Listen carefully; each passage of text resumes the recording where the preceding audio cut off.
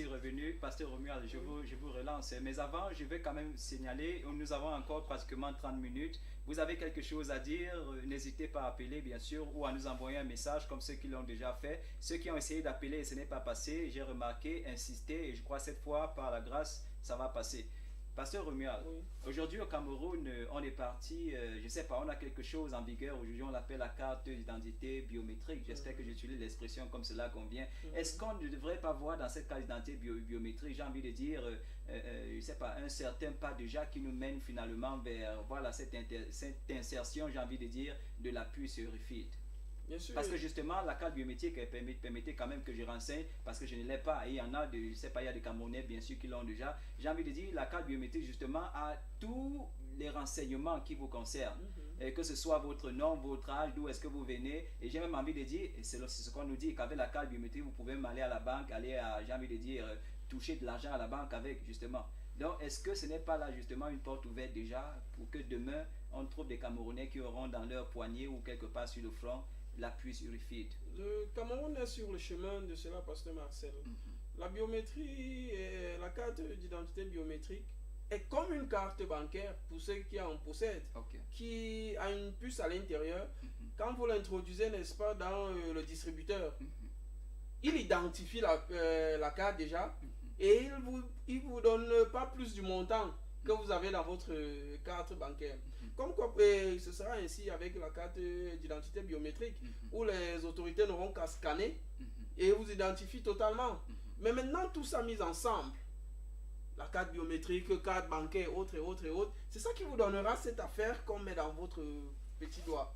Et puis maintenant, concernant les signes également. Un jour, Jésus sortait du temple et il était avec ses disciples. Ses disciples attirent son attention pour qu'il voit la beauté de l'édifice, pour attirer son attention sur la construction. Alors Jésus leur dit, il ne restera aucune pierre sur pierre ici avant que certaines choses arrivent. Alors les disciples, ils se retirent sur la montagne des Oliviers. Les disciples l'interrogent sur quand ces choses vont arriver.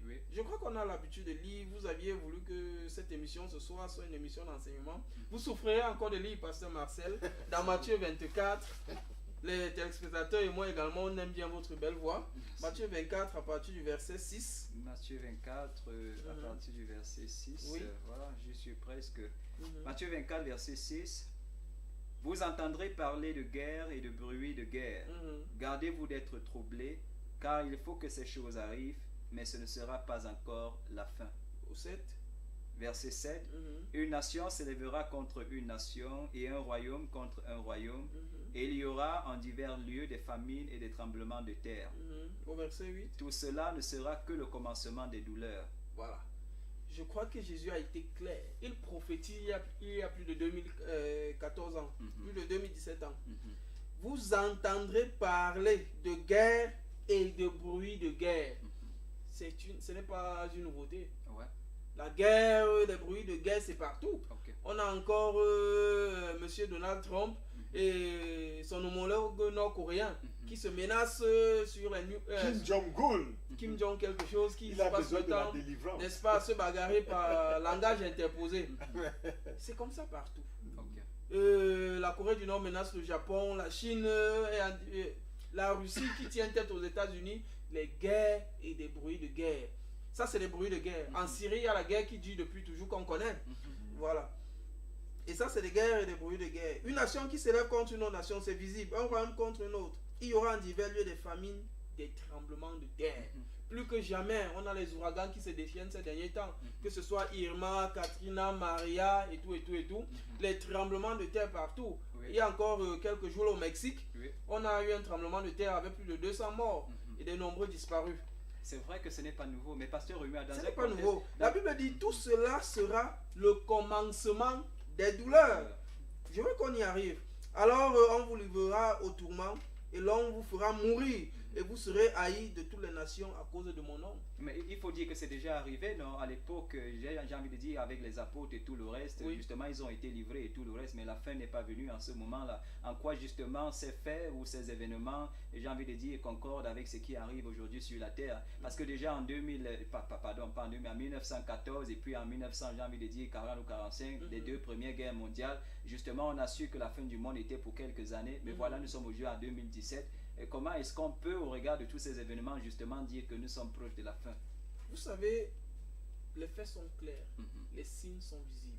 L'année dernière en Israël, 2016, peut-être, je crois que vous devez avoir cette information, il y a eu un signe dans le ciel, et certaines personnes ont entendu la trompette sonner. Et nous savons, puisque vous insistez, on va faire un peu d'eschatologie, nous savons qu'entre 2016 et 2018, c'est les 2 années de jugement qui sont en train de se passer dans le ciel. Le jugement a commencé. Les gens font semblant de ne pas le savoir, mais on le sait tous. Et on fait comme on veut. Il y a plus que jamais de faux pasteurs autour de nous. C'est pas moi qui le dis, c'est la Bible. Autour de nous, on n'a qu'à voir ce qui se passe. Où des anciens marabouts ont transformé leur laboratoire en église. Et ça donne ce que ça donne. Ça fuse dans tous les sens, ça va de partout. Tout cela prouve qu'on tend vers la fin. Et je vais vous rassurer, les scientifiques ont corroboré la parole de Dieu. Ils se sont rendus compte qu'à l'horloge de Dieu, actuellement comme je vous parle, il est 23h57 minutes 30 secondes. On n'a plus que 2 minutes et demie à l'horloge de Dieu. On sait que quand il sera minuit, ce sera la fin. Et je ne sais pas, ce serait trop vous demander que de savoir à quoi correspondent les 2 minutes et demie. Vous savez, on ne peut pas déterminer avec exactitude ces affaires-là. Mais une idée déjà. Si je peux juste accompagner l'homme de Dieu. Vous savez, la Bible nous dit que 1000 ans devant Dieu, pour avoir fait 1000 ans devant Dieu, il faut avoir passé 1 heure sur la terre. Donc ça veut dire que 1000 ans dans l'horloge de Dieu, 1000 ans représentent 1 heure. Vous comprenez? Pour nous. Donc quand vous avez fait, pour faire 1000 ans, ça veut dire que pour faire 1000 ans chez Dieu, il faut avoir... Il n'y a personne qui doit vivre sur cette terre même 2 minutes, comme l'homme de Dieu est en train de dire. Prenez quand vous allez aller dans le livre de Somme chapitre 90, vous allez comprendre ça. Personne ne meurt ayant fait 2 minutes sur la terre. Donc c'est pour dire que ce que l'homme de Dieu dit là, c'est très sérieux. Et puis un enfant est né au Nigeria, avec des mains fermées. On a ces vidéos de partout. Quand les médecins ont ouvert les paumes de main, il y avait juste écrit dessus Jésus revient. L'enfant est décédé tout de suite après. C'est un message que l'enfant venait passer. Et puis les signes se multiplient, on voit les choses dans le ciel. Encore que certaines personnes prédisent, soit demain, c'était quand aujourd'hui ou le 26. Aujourd'hui c'est le quantième, le 23. On nous a dit le 22. Je crois qu'on nous a parlé du 23. Voilà, certaines personnes disent le 23, d'autres le 26, qui parlent d'un dernier signe qui aurait lieu. Bon, je parle au conditionnel. Donc ça fait que, rassurez-vous, les temps de la fin sont proches. Et selon ce qu'on pense, on n'en a plus pour longtemps. Revenons à notre marque de la paix. J'étais en train de donner le verset, homme de Dieu, si ça ne vous dérange pas. Très rapidement, s'il vous plaît. Pardon. Il dit, car 1000 ans sont à tes yeux comme le jour d'hier. C'est-à-dire qu'il n'y a personne qui mourra sur la terre. Aucun homme n'a jamais fait un jour devant Dieu avant de mourir. Donc c'est pour confirmer ce que l'homme de Dieu dit. Ça c'est Somme 90, verset 4. Merci. Pasteur Romuald, dans un contexte mondial marqué par des guerres, par des famines et puis tout ce que je ne sais pas trop, et parfois par une misère, j'ai envie de dire, quand même assez avérée, comment est-ce que justement l'ennemi, ou du moins ceux qui sont à son service, vont justement parvenir à marquer ceux-là qui sont bons pour l'enfer? Justement, quelle est la stratégie à votre avis? Parce que les téléspectateurs regardent et certains voudraient savoir comment est-ce que qu'est-ce que l'ennemi pourra utiliser justement pour parvenir à convaincre les hommes d'être marqués de cette manière-là.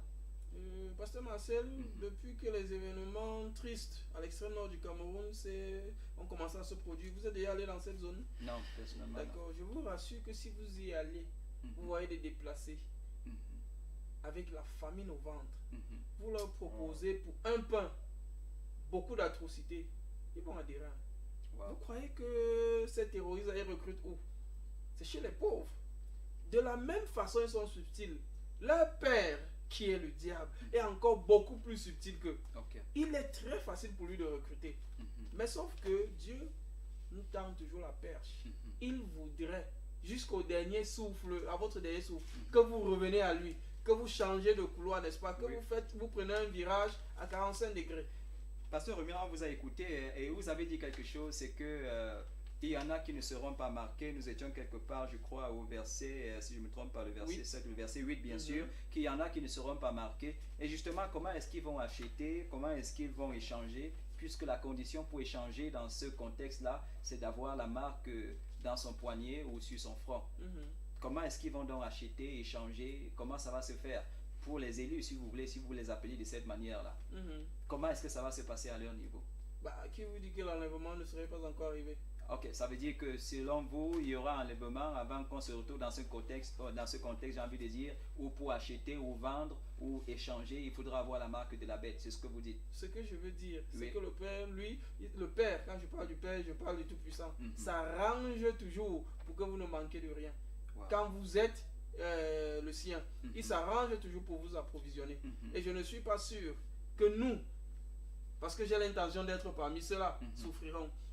Ça, c'est contraire à la justice de notre Dieu. Non, il y a déjà quand même au milieu de nous une communauté de chrétiens, je voudrais les appeler les chrétiens, qui carrément sont restés à marge de la société parce que voilà, sur le coup, les hymnes nationaux, on ne les chante pas, tout ce qui concerne la musique de l'État, on ne s'y intéresse pas, on ne s'intéresse pas à la politique, on ne s'intéresse pas à tout ce qu'ils appellent mondain. Est-ce que là, sur le coup, ce n'est peut-être pas l'attitude que tous les chrétiens devraient adopter? Parce que si aujourd'hui, je vous ai écouté, vous avez dit que la carte biométrique, c'est déjà comme ça une porte ouverte pour que demain on se retrouve avec une puce dans le bras ou quelque part dans le front ou sur le front. Est-ce qu'aujourd'hui, justement, les chrétiens ne devraient pas rester en marge de la société, un peu comme au temps des apôtres qui, comme ça, avaient choisi, je ne sais pas, d'avoir une vie isolée, peut-être à part, et regroupée, et voilà. Est-ce qu'aujourd'hui, ce ne serait peut-être pas l'attitude à adopter?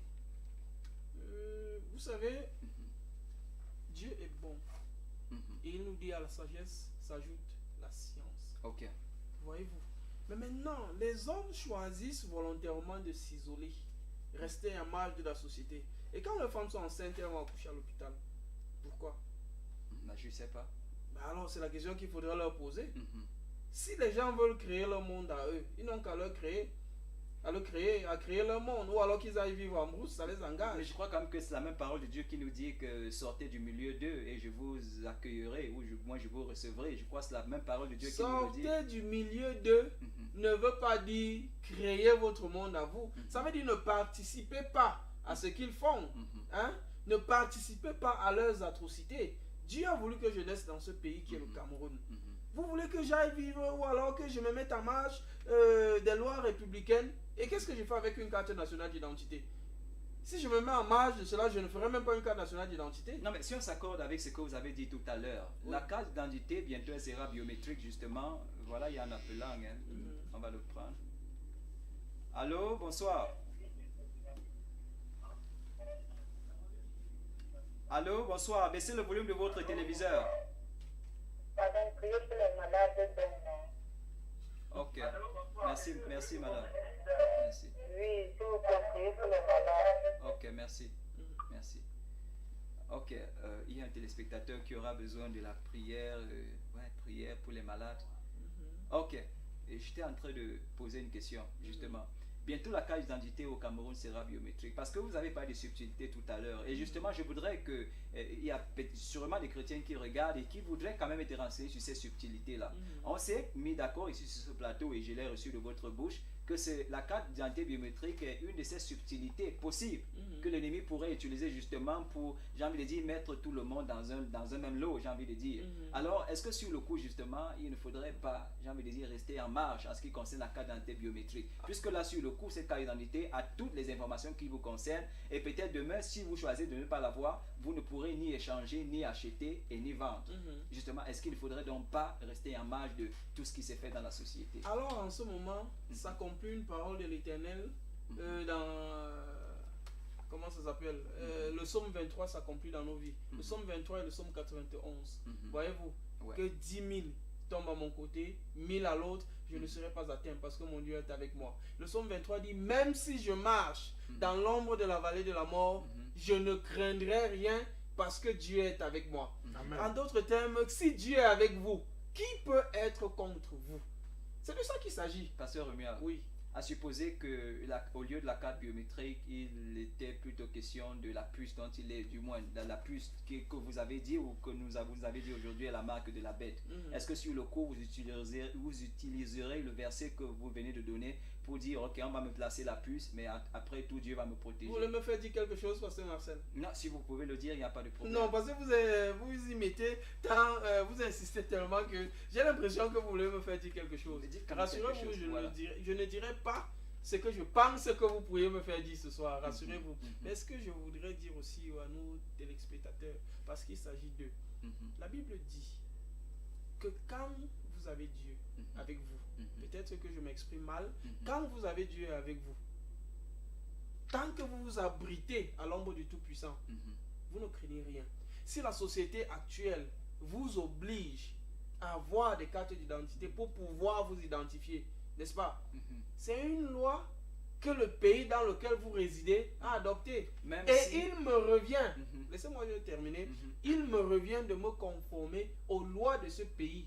Parce que mes ancêtres auparavant avaient rejeté la royauté de Dieu et ont voulu qu'un homme gouverne sur eux.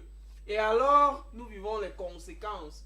Nous sommes partis du régime théocratique de Dieu pour nous retrouver dans des pseudo-régimes démocratiques où les démons règnent. Alors, si ce n'est qu'un souci d'identification, je vous rassure que moi, je n'ai pas de problème avec l'identification. Mais quant à la puce RFID, je peux vous dire qu'elle ne me trouvera pas sur la terre. Vous pouvez garantir ça? Non, elle ne me trouvera pas sur la terre. Non, mais puisqu'elle est déjà sur la terre. Mais je vous dis que quand ça arrivera au Cameroun, je ne serai plus là. Et qui ne vous dit pas que c'est pour bientôt? Je vous dis que je ne serai plus là. Ok, à supposer, non, mais quand même à supposer, parce que j'ai envie de dire, il y a des choses. Paul, en son temps, avait l'assurance que le Christ viendrait le trouver en vie. Et justement, pour les partis, on va le retrouver quelque part dans le royaume des cieux. C'était l'assurance qu'il avait. Vous avez une telle assurance aujourd'hui, mais rien ne garantit que les choses vont se passer exactement de cette manière-là. Parce que tel que je vois les choses dans l'Apocalypse, on nous parle des gens qui vont entrer dans le royaume des cieux et qui seront entrés, j'ai envie de dire, au prix de beaucoup de tribulations, de beaucoup d'épreuves. Je ne sais pas si on se comprend. Et Dieu, justement, va leur donner une couronne en raison de ce qu'ils ont combattu le bon combat. Est-ce que justement le bon combat dont il est question, c'est celui de dire non, je ne veux pas la puce, quel que soit ce que vous allez me faire? Parce que n'oublions pas, le monde évolue tellement vite que l'histoire de la puce peut être à l'échelon 10 ans, 15 ans, 20 ans. Ce serait au Cameroun, pourquoi pas? Je ne souhaite pas, pasteur Marcel, que cela nous arrive. Mais cela arrivera à certains. Pourquoi est-ce qu'ils entreront au prix de leur sang? C'est ceux qui n'auront pas réussi l'examen de l'enlèvement.